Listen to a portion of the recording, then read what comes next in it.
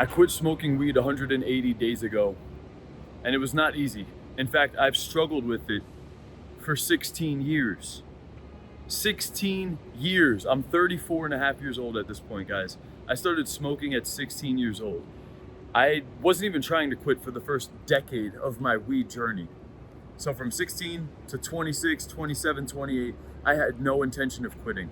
In fact, if you would have asked me at those points, there was periods in my journey where I thought I would never quit. I was fully identified as being a lifelong stoner. And I was okay with that. I never thought that there would be a problem with that. It was just something I accepted, and it was part of my identity. Now, as I got older, 29, 30, I started to have moments, not big glimpses, not some like massive revelation.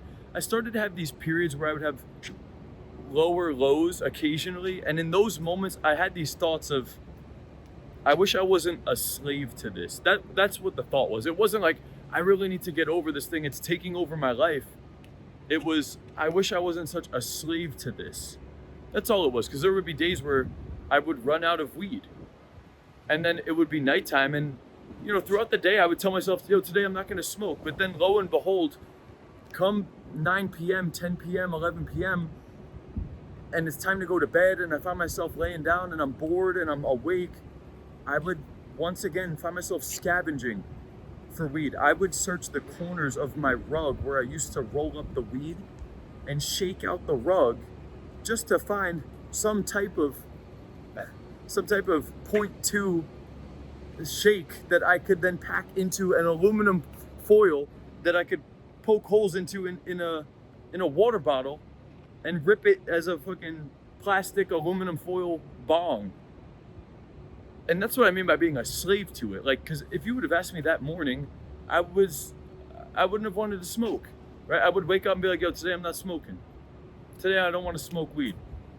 Today's the day where I'm not going to smoke weed. That doesn't mean I'm giving up for life, but today I'm not going to smoke. And then lo and behold, at nighttime, I would turn into a literal fiend, like an addict that's scavenging. Where's the fucking bud? Let me call my boy. Let me just call my boy, see if he's down. Next thing you know, I'm fucking smoking. And that's what I mean by being a slave to it. And so it's funny because I didn't even really feel that weird about it back then. But over the next year or two, I managed to stop occasionally. You know what I did? Friday night, Saturday night, I would just go out and get drunk.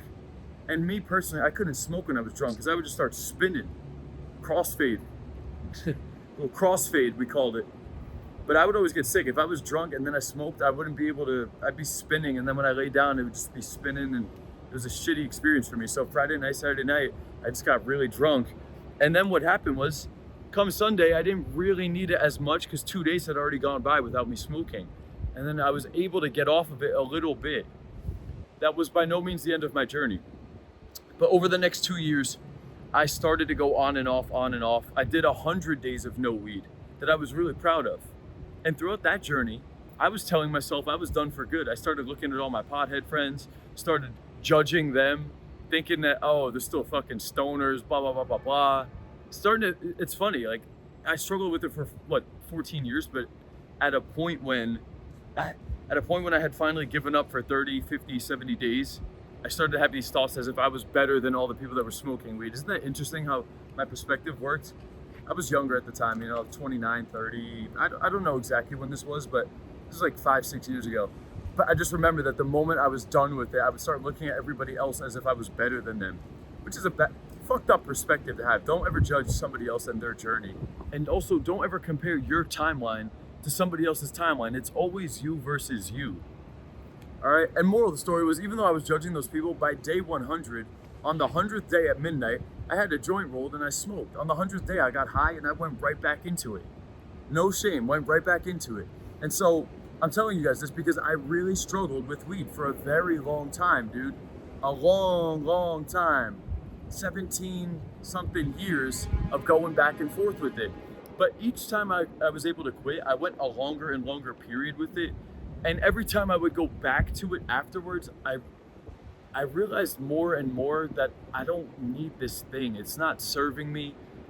And every time I would take the break and go back to it, I would finally smoke. Same thing with nicotine. I would go back and finally smoke, and I would think to myself, bro, this is what I've been obsessing over for the last 100 days. This is what I've been fiending and dreaming for, this feeling. It's fucking stupid. It's crazy that this feeling that I'm experiencing right now has that big of a control over me. And I would always think that. And each time I would have a longer break and I would go back to that thing, it kind of showed me over and over again, I don't need this thing. It's stupid. I'm craving this for what? I'm groggy the next morning. I feel down. My self-talk is weaker because of how this thing has a hold on me. And then eventually I weaned off of it. And then I spent probably the last year or two of my life just dabbling with it. And every time I do it, it's the same fucking result, man. It's like, fuck this thing. I'm done with this thing. And finally, over 6 months ago at this point, I don't know exactly how long, it's been 195 days of me being fully sober, no nicotine, no weed, no porn, waking up, hit my wake up time every morning, hitting the gym every single morning, like 195 days or something in a row. And I've gone slightly longer than that without weed. Weed was one of the first things I fully quit, along with nicotine, which are my two biggest struggles. But what I can tell you is at this point, man, there is no going back. Once you make it past a certain point and you actually just get disgusted with it and you feel so much better on the other side of it and you're fully free, that's what it is. I'm fully independent of those substances that were manipulating my brain for dopamine, that were putting negative thoughts in my head, that was creating anxiety, that was creating doubt, that was creating false narratives in my head that I needed it to sleep or that I needed it to relax at the end of the day or that I needed it to become creative. No, man, I could promise you, take it from a dude who smoked 17 years every day and night. I mean, wake up, hit the pink bubbler, L ride to college, go to my pizza delivery job after where I had a bowl stashed in the back of the restaurant outside behind the bricklayer wall. Just go to the top right corner, reach over that, grab the fucking, kind of like this, except higher up. I'll put my bowl back. It's behind the back wall of the restaurant. So I didn't have to ever drive with the paraphernalia. I would just keep it stashed back there, go to work, get a little high. Even just reenacting that kind of put some funny memories in my brain. But yeah, man, I would love to smoke, bro. I'm a fucking stoner at heart. I'm a nicotine addict at heart. I'm an alcoholic at heart. My dad died of drugs and alcohol. My family has alcoholism in the bloodline. I love doing those things, man. But you know what I love more? Waking up, feeling good as fuck, hitting my goals, living a clean, sober life where I just feel confident and I'm oozing the natural euphorias of life. It's not always like that, but my routine and the hard work has become my drug. I've taught myself that I can create these internal highs of euphoria through accomplishment, through discipline, through restraint from all of these fucking bullshit substances that have a hold on you. They have a hold on you, dude, and you don't even think you don't even realize it because the story is, I don't need it. I can quit it whenever I want. It doesn't even do anything bad to me. You don't know that until you've lived 6 months off of the whole thing, living as your optimal self. That's what I'll tell you. You think that it doesn't do anything. It's a very innocent drug, and that's the problem with it. It has this very insidious effect where you don't even realize it's affecting you negatively. Like if you gave it up and then you go back to it that one day, you don't even think it's bothering you. You don't even think it's affecting you. It just has this slow little poison drip on you. And then before you know, you're deep in a haze like months later. And then it's not until you've been clean 6 months and really running your life optimally that you're like, wow, it feels so fucking good, man. I'm telling you guys, the mental clarity, less anxiety, less being in your head, being sharp, being decisive, but more importantly, not needing external substances to create a dopamine effect to allow myself to relax or to allow myself to have fun, or the people that it attracts into your life, dude. Understand the people that are smoking, I can't say this for everybody, but a lot of the people that just like to chill and smoke, they do a lot of this, man. They do a lot of this. That's what smokers do. I was that guy. Just kick back, smoke a blunt, let's shoot the shit. Let's smoke a blunt and talk shit, because what else are you gonna do when you're in the car smoking with your boy? What else are you gonna do? You're gonna sit there, smoke, and talk about your day. And you're gonna shoot the shit about your day. You're gonna talk about your peers. You're gonna talk about all the bullshit, all the dreams, all the goals that you're gonna, one day, man, once I finish this blood.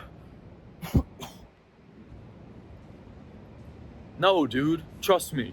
Trust me, it's not your optimal self. It's not even close to your optimal self. It's creating doubt, anxiety, concerns, fear. You know that paranoia when you're high? You don't think that consuming a substance on a daily basis that creates paranoia is negatively impacting your brain and the vision you have of yourself? Even if it's for an hour a day, if you start to have paranoia in your brain for an hour a day, and more doubt and concern in your brain for an hour a day, which happens if you get high, you start tripping the fuck out, you start bugging out. Sometimes you'll get a little euphoria, but there's times where you get a little too high. There's times where you get lost in your thoughts. And even if you just did that for 1 hour a day or 1 hour a week, fuck it. That's still that 5% of a different identity that's not you. No, fuck that, dude. I want to be 100% that guy. I want to be 100% this guy, man. 100%. The more openings you leave where you're not the dude, the less evidence you give yourself that you're fully that guy. Like, how can you have 100% true confidence in yourself? You can't. You can't. That's why you can't have any vices. I don't leave any room further to even be a doubt. And that gives me, that strengthens my own internal self-talk. It's not, oh, sometimes I'm like this, sometimes like this, and sometimes when I'm high, I think like that. No, dude. I promise you that's affecting the self-talk, you becoming the best version of yourself. I don't want to hear it. The bullshit about weed is that there's no real bad evidence supporting it negatively. But I promise you, take it from somebody who has done this shit from 17 to 34 years old. The best version of yourself, the most confident, the most attractive, the most mentally sharp dude, that guy, that version of you, and he's out there, not the weak, beta, insecure, in his head, overthinking dude with doubts and concerns who needs external substances to make himself feel good after a long day or a long week, or to get high just to eat the food and pig out. No, not that guy, dude. No, fuck that guy. We're killing that guy. You're done being that guy, bro. Quit the weed today. Literally today. Make a decision. I got maybe 10 plus dudes in my community over the last 2 weeks.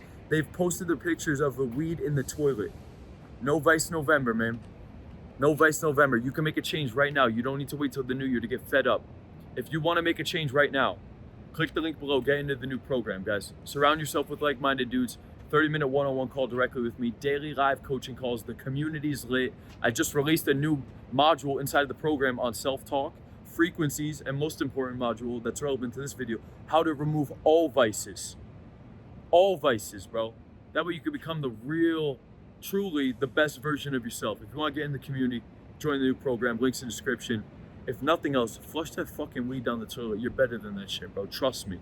Trust me, I was the biggest pothead in the world, and I'm becoming one of the mentally strongest people in the world. I could say that confidently. I'm becoming world class, and it feels fucking good. But it starts with throwing the weed down the toilet. Flush that shit today. Let's turn up.